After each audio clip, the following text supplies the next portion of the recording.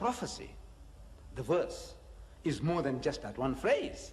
It says, I will raise them up a prophet from among the brethren like unto thee. From among the brethren, not from among themselves, but from among the brethren. So I said, who are the brethren of the Jews? I says, you know, Father Abraham, he had two wives, Sarah and Hagar. We say Sarah and Hajra. He had two wives. From Bibi Hajra, he had the first son. He, in his old age, he was old. And he was praying, he wanted to do Allah's work and said, look, when I die, I don't know what's going to happen to the message that I'm delivering to people. So, Ya Bari Ta'ala, grant me a son, a noble son, a pious son, that he may carry on the good works. And Allah heard his prayer. Allah heard his prayer. And a son was born, whose name was Ismail. In Hebrew, Ishmael. Ishmael in Hebrew, Shamia, in Samia in Arabic, and Shamia in Hebrew means the same. It means to hear.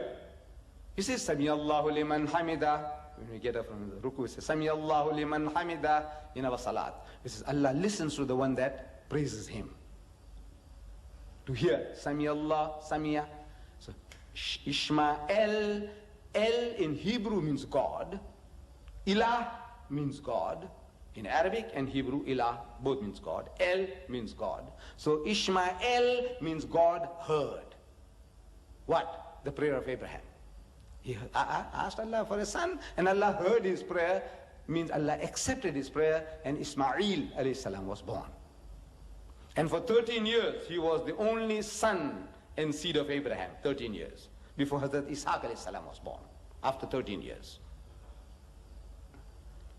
And the Bible says, from among the brethren, the children of Ishaq are the Jews, the children of Ismail alayhi salam are the Arabs. They are brethren one to the other.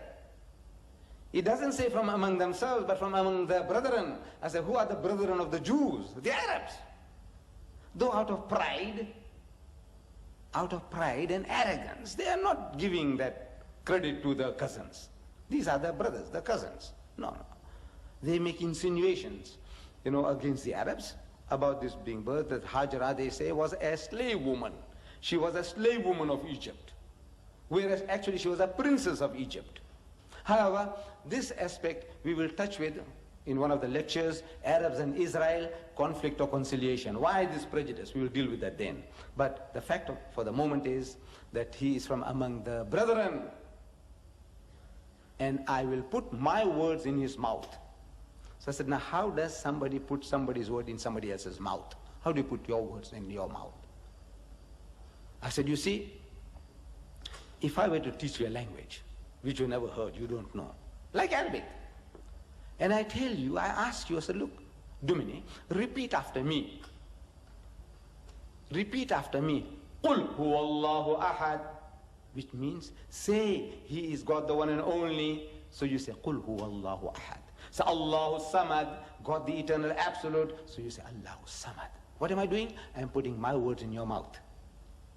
See, these are not your words. You can't utter them by yourself. But what I'm saying to you, you are repeating them. So I'm putting my words in your mouth.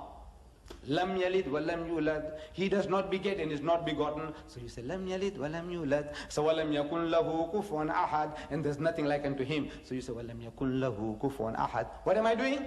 I'm putting my words in your mouth. But when I asked you, open Deuteronomy 18:18, and if I asked you to read, and if you read, am I putting my words in your mouth? He says no. But if I tell you something which you don't know, you never heard before, and you repeat what I tell you, I'm putting my words in your mouth. Is that right? Is that right? I said, exactly. In that very manner, the whole Quran was revealed to the Holy Prophet Muhammad sallallahu alaihi wasallam. The very first revelation that was given to him, he was in the Ghar-e Hira, cave of Hira, subsequently known as Jabal al-Nur, the mountain of light, some 3 miles north of the city of Makkah.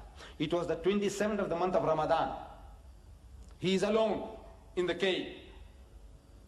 And the Archangel Gabriel comes to him and commands him in his mother tongue, Iqra. Iqra, which means read or recite or rehearse.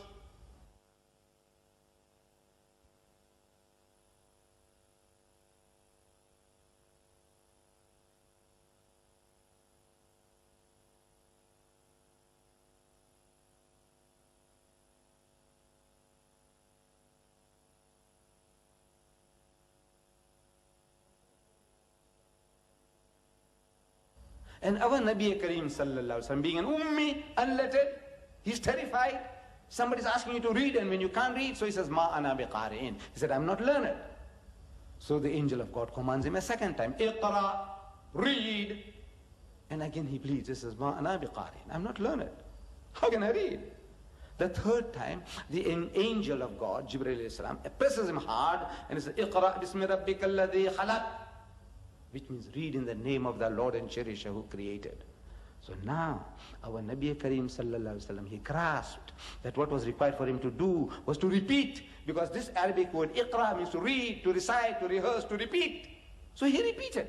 So Iqra bismi rabbika alladhi khalaq. So read in the name of the Lord and Cherisher who created. So he said, Iqra bismi rabbika alladhi khalaq. So khalaq al-insana min alaq. So he who created man from a mere clot of congealed blood. So he says, khalaq al-insana min alaq. So Iqra wa rabbuka al-akram. So read, and the Lord is most bountiful. So he said, Iqra wa rabbuka al-akram. So alladhi allama bil kalam. So he who taught the use of the pen. So he said, alladhi allama bil kalam. So allama al-insana ma lam ya'lam. So taught man that which he knew not. So he said, allama al-insana ma lam ya'lam. These were the first 5 verses revealed to the Holy Prophet Muhammad sallallahu alaihi wasallam in that cave of Hira. As soon as the angel departed, sweating all over, terrified, he runs home 3 miles south to his dear wife, Ummul Mu'mineen Khadijatul Kubra, and he says, cover me up, cover me up. Something terrible has happened. She covers him up, and when he gets out of his excitement, he explains to her what he had seen, and his fears that something has gone wrong with me. You know, we talk about other people getting possessed. In those days, it was so much common. This man, that man, that man. In the time of Jesus, you know, he says the spirits went into 2,000 swines and they ran down the hill and they all got drowned in the Bible. Then spirits went into a fig tree and he dried it up from its very roots. And spirits were going into men and women and animals, everything. So now, in that day and age, he's also fearing that something, I think, has gone wrong with me. What is this? I hear a voice telling me to read this. And she said, look, Allah will not allow such a thing to happen to you. You are kind to orphans and the widows, and you are so good, you are so charitable. And she takes him to her cousin Waraqa, who was a learned man of the Jewish and Christian scriptures, who was a Christian, Arab Christian.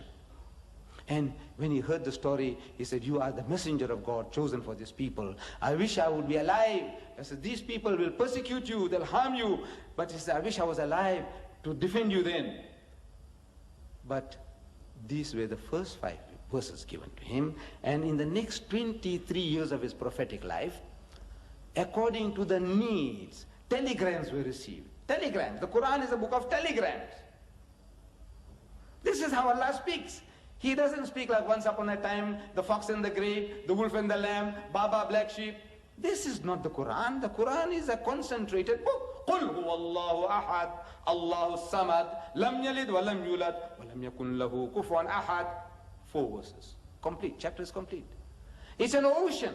Now you start thinking about what is this? Ocean. But you read it even with the meaning. He said, now what did I say? What did you say?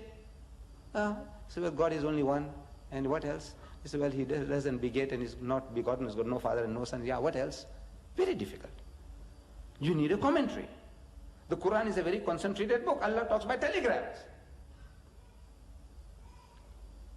So, during the next 23 years of his prophetic life, what was given is now contained in this book, the Holy Quran.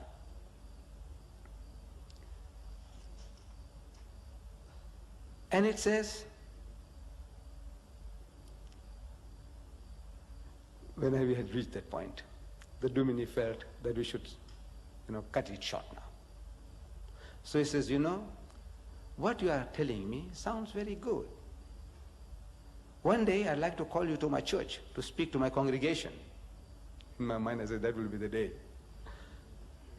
But he'd like to call me one day. But I said, you see, all this what you're talking about is not important. It's not important. He said, look, we got the veritable Son of God. He died for our sins. He absolved us from all sins. You see, such a nice, cushy feeling one gets.